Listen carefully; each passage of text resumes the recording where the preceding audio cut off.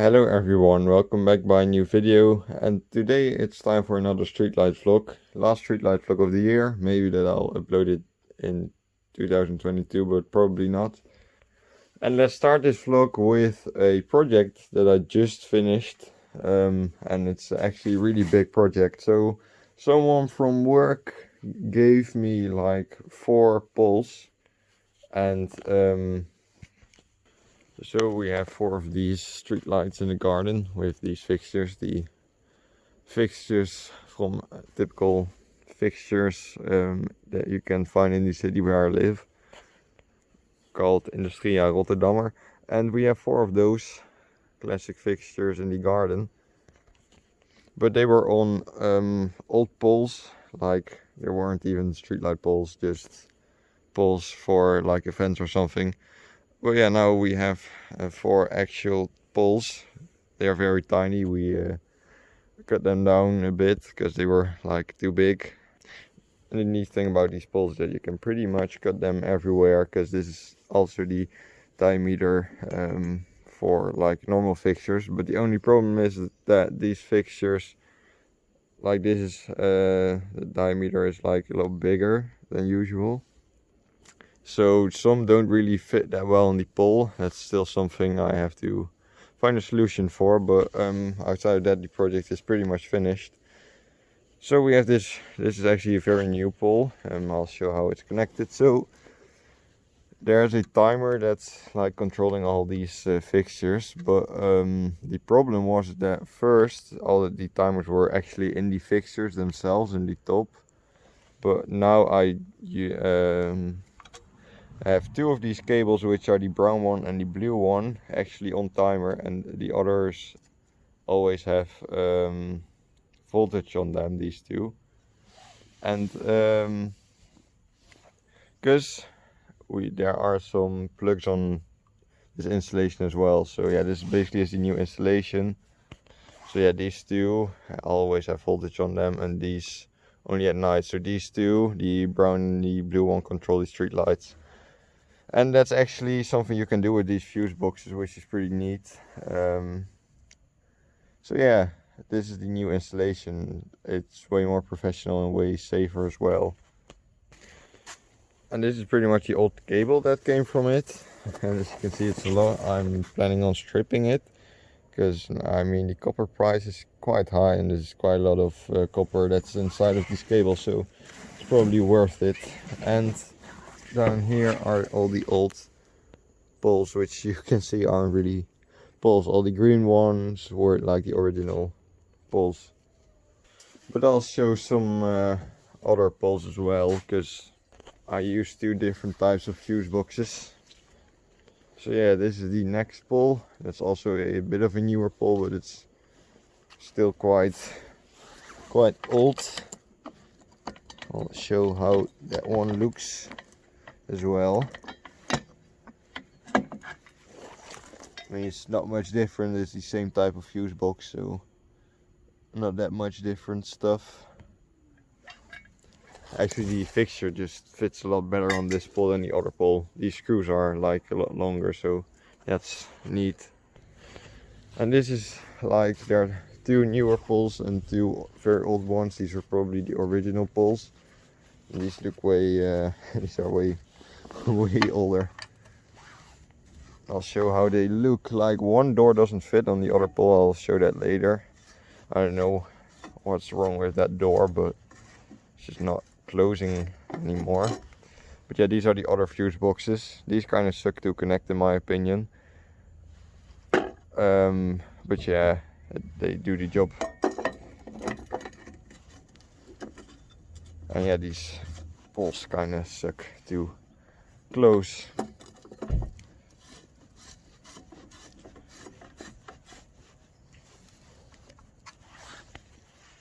And this is the last one. This fixture is also original with mercury vapor, so that's nice. And yeah, as you can see, this door is taped because it's just not closing fully. I don't know why it's doing that. And I have the traffic lights turned on. The next thing I'm planning on doing is a bit of a replacement, but it's dark outside. I hope to do it earlier, but yeah, the fixture wasn't really working. Like the socket was broken and I had to replace the socket. Then I came across all other things that weren't good, and it still isn't very nice from the inside, but I need to get a video out today, so I'm going to do a bit of a night replacement, also alone, so it's going to be extra difficult.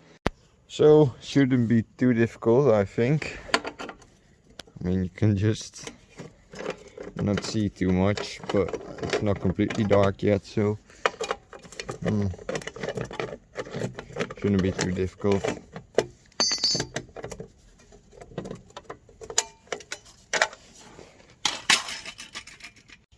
And I can do this as well, so also should make it better. So yeah, this fixture has 4 cables, so you can turn off one of the 2 bulbs, but the new fixture isn't going to have that, so let's set this one as well.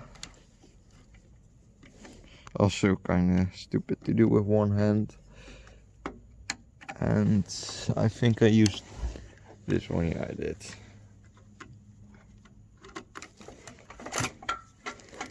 All right.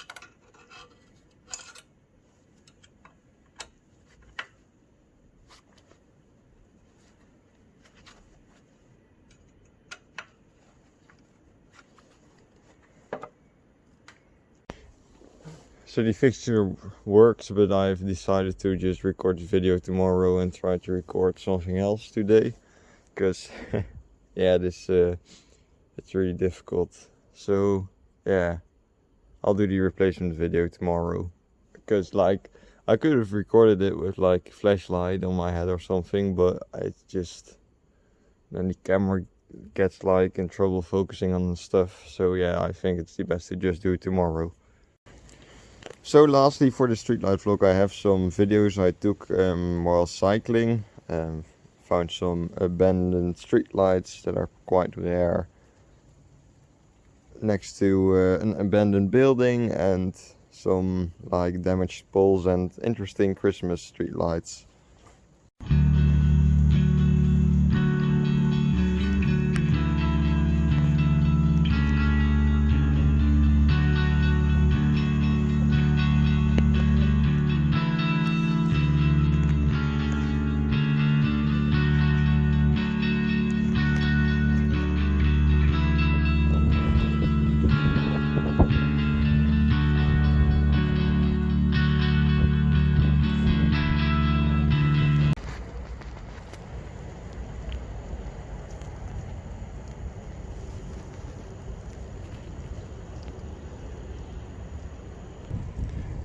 This is very nicely done. These are Philips DT Streets, but they just like taped some red or green plastic around it, which now makes it look like they're Christmas lights. So I'm at an abandoned building right now, and I'm seeing some very rare and interesting fixtures. I don't know what fixture this is, probably a Philips HPP, but I don't know if it's kind of a combination between the 10 and the 11, maybe HPP 12, but it looks really rare. Back there's a HPP 10, but you can't really see that one because it's behind the trees. But I'm probably going to send an email if I can get the fixtures when they are going to demolish the building, because there are all wooden planks and stuff on the building.